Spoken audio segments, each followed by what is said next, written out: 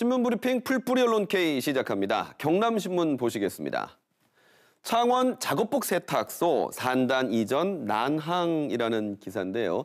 전국 최초로 만들어진 작업복 세탁소가 확대 이전 부지 문제로 어려움을 겪고 있다는 내용입니다. 경남신문 김태형 기자 연결해 자세한 얘기 듣겠습니다. 김 기자님 반갑습니다. 반갑습니다. 네, 먼저 창원 노동자 작업복 세탁소 어떤 곳입니까? 네, 창원 노동자 작업복 세탁소는 지난 2019년 10월 창원시 동읍에 문을 열었습니다. 작업복 한 벌에 여름 옷은 500원, 겨울 옷은 1,000원만 내면 직접 세탁물을 수거해 세탁한 뒤 다시 배달까지 해주는 서비스를 제공하고 있습니다. 그동안 창원 중소기업 노동자들은 유해 물질과 기름때 등이 묻은 작업복을 세탁하는데 어려움을 겪었는데요. 일반 세탁소에서 바퀴를 꺼리는 데다 가정에서 세탁할 경우 가족 구성원의 옷이 오염될 우려도 있었습니다. 그런데 작업복 세탁소가 이런 어려움을 해결해주면서 중소기업들의 호응을 얻고 있습니다. 이 세탁소를 운영하는 창원 지역 자활센터에 따르면 작업복 세탁소는 2019년 10월 문을 연 이후 2020년 한 해 동안 26개 업체가 맡긴 3만 7천여 벌을 세탁했는데 매년 이용하는 사업장이 늘어 2023년에는 56개 업체에서 맡긴 18만 1,700여 벌을 세탁했습니다. 그러니까 늘어나는 세탁 물량, 또 동업이라는 위치, 또 시설 노후 등으로 운영에 어려움을 겪고 있다는 얘기군요. 네, 맞습니다.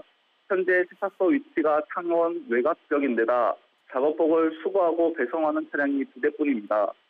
그렇다 보니 세탁물을 수거하고 배송하는 데 시간이 오래 걸려 더 많은 작업복을 처리하지 못하고 장비와 시설도 노후화돼 교체가 필요한 상황입니다.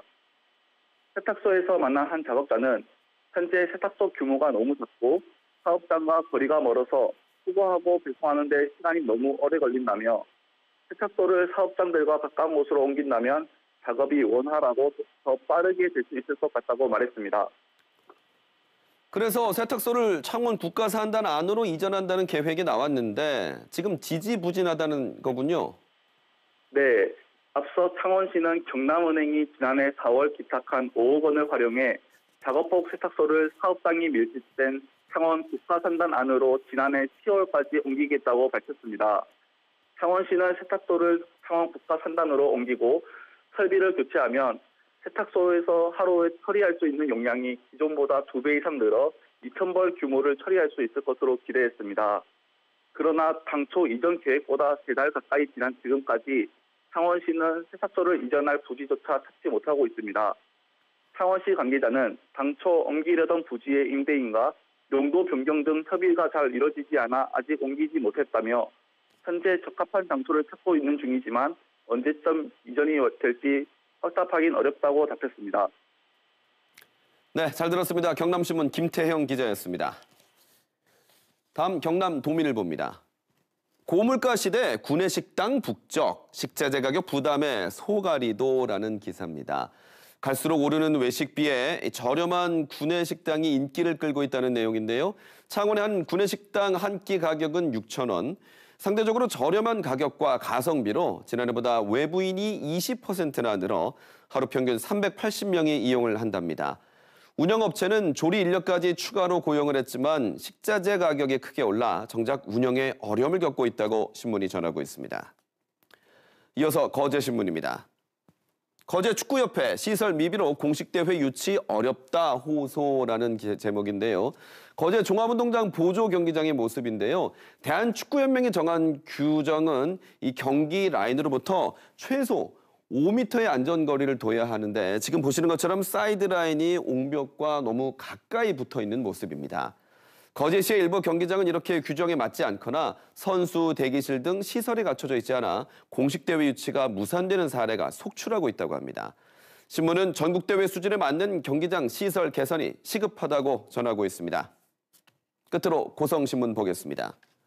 화재보험 가입된 목조 문화재 제로, 손상 시 복원은 어떻게?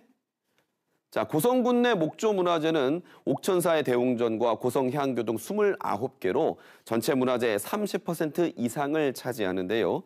목재의 특성상 화재 시 초기 대응에 실패하면 전소해 위험이 높아지지만 화재 보험에 가입된 곳은 단 한 곳도 없다고 합니다.